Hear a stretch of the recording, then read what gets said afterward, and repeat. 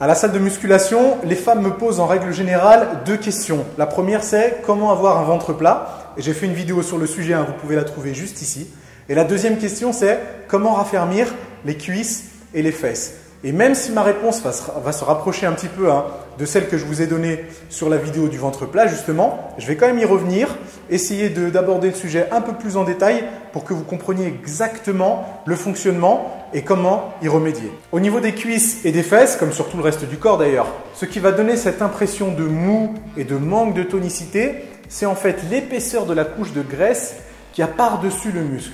Bon, je sais, ça peut être difficile à entendre, mais j'essaye d'être pragmatique pour que vous compreniez exactement comment ça fonctionne et que vous puissiez travailler en conséquence. La solution au problème, elle est en deux étapes. La première étape, c'est d'essayer de développer votre masse musculaire au niveau des cuisses et des fesses. Ne vous inquiétez pas, vous n'allez pas développer une masse musculaire disgracieuse. D'ailleurs, j'en parle dans ma vidéo « Les femmes et la musculation ». Vous y trouverez une réponse claire et détaillée. Donc, développez votre masse musculaire au niveau des cuisses et des fesses parce que c'est ça qui va donner cette impression de tonicité. Un muscle en lui-même, il n'est jamais mou. C'est pas possible. C'est un tissu vivant qui se contracte et c'est toujours dur.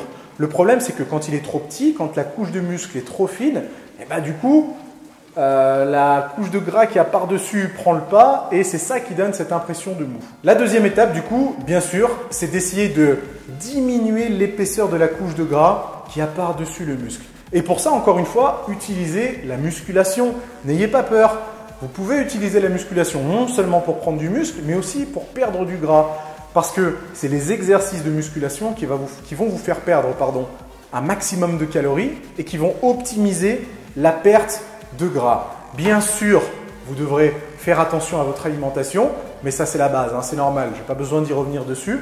Mais en même temps, rajouter des exercices de musculation comme le squat, le soulevé de terre, les fentes, des exercices qui vont solliciter un grand nombre de muscles et qui vont vous faire perdre de grandes quantités d'énergie. En résumé, vous voulez des cuisses et des fesses plus fermes et plus toniques, laissez tomber le cardio, passez à la musculation, faites en sorte de diminuer l'épaisseur de la couche de gras grâce à un régime adapté et des exercices de musculation.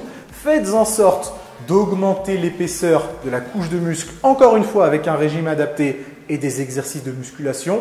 Et en quelques semaines, je suis sûr que vous pourrez voir la différence au niveau du galbe et de la tonicité du bas du corps. Voilà, encore une fois, si vous avez aimé la vidéo, n'hésitez pas à la partager. Vous pouvez même laisser un petit commentaire pour me dire ce que vous en avez pensé. Et bien sûr, n'oubliez pas de vous abonner à la chaîne.